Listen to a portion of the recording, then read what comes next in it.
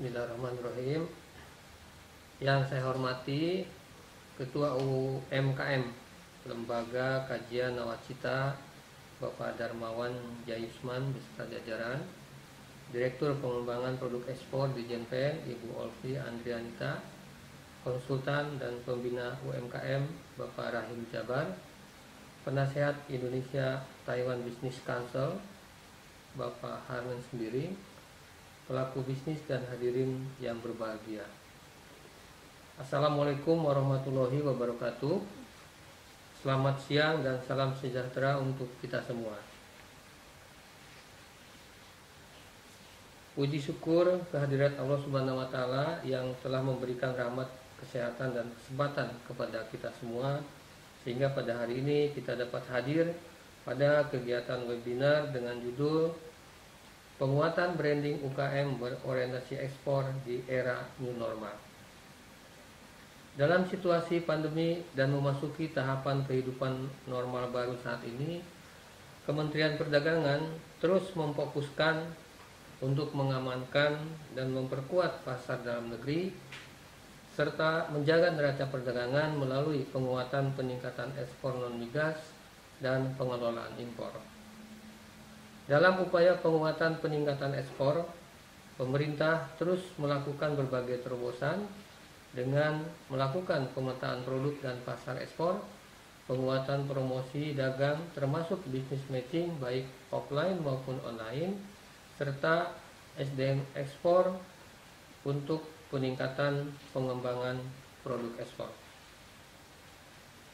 Bapak Ibu hadirin yang saya hormati, kalau kita lihat kinerja ekspor selama COVID-19 ini memperlihatkan bahwa pertama, neraca perdagangan Indonesia selama Januari-Mei mengalami surplus sebesar 4,3 miliar yang bersumber dari surplus non-migas 7,67 miliar dan defisit migas sebesar 3,36 miliar. Sementara itu, nilai ekspor non-migas sendiri selama periode yang sama mencapai 60,97 miliar, sedikit mengalami penurunan, yaitu turun 3,5% dibandingkan periode yang sama tahun yang lalu. Bapak Ibu hadirin sekalian yang saya hormati, saya ingin menyampaikan beberapa alasan terkait dengan potret UKM di Indonesia. Pertama, kenapa UKM Indonesia? Jika kita melihat jumlah UKM berdasarkan data dari BPS tahun 2018 menunjukkan bahwa jumlahnya cukup besar, yaitu mencapai 64 juta lebih.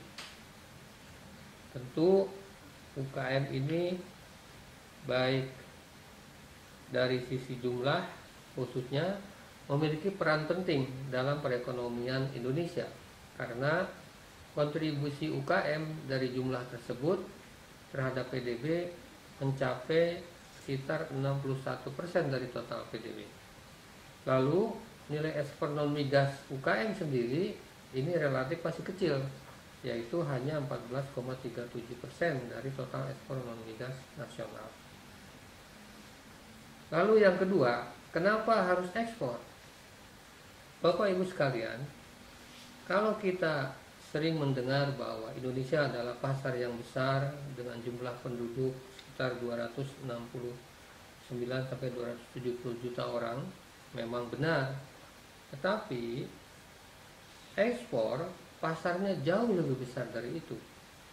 Karena kalau kita bicara ekspor, maka sebenarnya kita melihat jumlah potensi pasar, yaitu yang sekitar 7,4 miliar orang di luar Indonesia. Itu ini jauh lebih besar. Nah, ini kenapa harus ekspor? Karena potensi pasarnya cukup besar. Artinya setelah pasar domestik bisa dikuasai, maka pasar ekspor itu potensinya jauh lebih besar. Yang ketiga, kenapa perlu brand? Nah, untuk itu perlu berbagai upaya yang harus dilakukan oleh pelaku bisnis termasuk UKM untuk mengembangkan ekspornya di masa krisis COVID-19 ini. Salah satunya adalah dengan terus memaintain konsumen yang sudah ada dan mencari konsumen baru, itu dengan terus mengkomunikasikan unggulan produk melalui brand produk tersebut. Di mana peran brand bagi peningkatan ekspor bisa mencakup hal-hal sebagai berikut. Pertama, brand bukan hanya nama produk, namun juga sebagai identitas produk dan kredibilitas perusahaan. Brand juga dapat mengkomunikasikan produk kepada konsumen, termasuk mutunya, kualitas, sifat, dan atribut yang berhubungan dengan produk tersebut. Melalui brand juga akan tercipta keterikatan antara konsumen atau buyer dengan produk Indonesia, sehingga konsumen atau buyer akan kembali membeli produk kita. Nah, sehingga pada akhirnya brand itu akan meningkatkan kepercayaan konsumen internasional kepada produk Indonesia karena berdaya saing yang pada akhirnya akan meningkatkan nilai ekspor produk Indonesia. Selanjutnya, saya ingin menyampaikan juga strategi peningkatan ekspor melalui brand. Beberapa strategi peningkatan ekspor melalui brand dapat dilakukan, yaitu pertama, menggali informasi terkait apa yang diminati oleh pasar internasional, yaitu dengan menentukan fokus pasar dan produk unggulan yang tentu dilakukan melalui market intelligence maupun business intelligence. Yang berikutnya, peningkatan daya saing melalui pengembangan kreativitas dan inovasi, membangun desain, standar, dan sertifikasi internasional, serta penciptaan branding sehingga produk yang dihasilkan memiliki nilai jual tinggi. Strategi lainnya adalah melalui penetrasi pasar, yaitu dengan penyelesaian perundingan beberapa kerjasama perdagangan internasional, termasuk penyelesaian hambatan perdagangan dan penguatan promosi dagang, baik melalui offline maupun online. Selain itu juga memperkuat peran perwakilan perdagangan di luar negeri melalui market intelligence dan secara aktif mencari buyer, aktif juga update regulasi impor di negara tujuan ekspor, serta melakukan promosi dagang dan mencari suplai bahan baku untuk kegiatan ekspor. Strategi lainnya adalah relaksasi ekspor dan impor untuk tujuan ekspor, serta meningkatkan fasilitasi perdagangan. Bapak Ibu sekalian yang saya hormati, brand Indonesia yang saat ini dimiliki oleh beberapa perusahaan, termasuk baik itu produk makanan olahan maupun produk-produk lain, saya kira sudah banyak yang mendunia. Melalui berbagai upaya tersebut di atas, tentunya promosi citra Indonesia yang kaya akan sumber daya alam, sumber daya manusia, dan siap menjadi bagian dari rantai pasok dunia harus terus kita lakukan.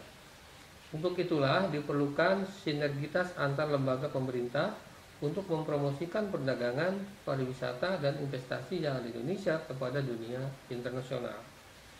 Kami berharap ke depan akan semakin banyak brand-brand Indonesia yang mendunia, seperti misalnya Mayora dengan brand Torabika dan Kobikonya yang telah memasarkan produknya di hampir 100 negara di dunia, seperti di Belanda, Jerman, Australia, Thailand, Malaysia, Filipina, Meksiko, Arab Saudi, Polandia, sampai ke Afrika Selatan.